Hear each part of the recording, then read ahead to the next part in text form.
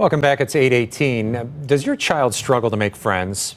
Teenage years can be the most trying, especially now with this pandemic, which can lead to isolation.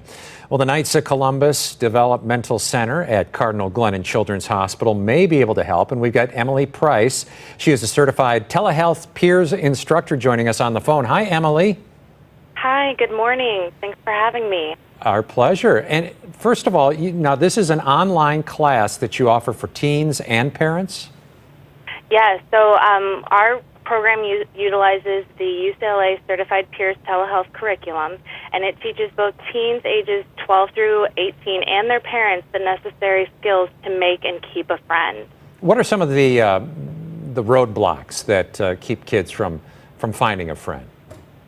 So we see a lot of children who have a variety of different needs, and so it was originally developed for children who were on the autism spectrum, but we found that it has worked for children who have anxiety, depression. They may have also been teased or bullied, and so they've been rejected or neglected by their peers.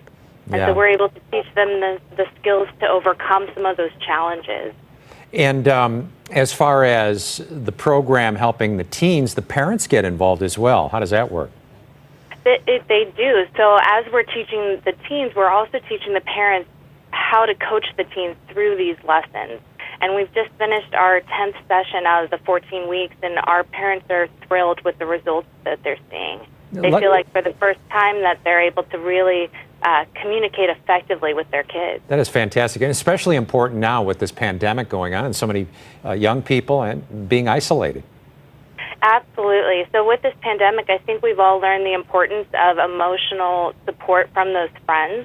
And so our kids that tend to self-isolate, especially during this pandemic, they're at risk for increase of anxiety, depression. And so those emotional support systems are really protective factors. And this program really helps kids work through some of that to learn the lessons that they need, the skills that they need to make those connections. I'm looking at the list of things that they learn, like conversation skills, entering and exiting conversations, electronic communication, which so many are doing right now, and using humor appropriately. That used to get me in trouble as a kid.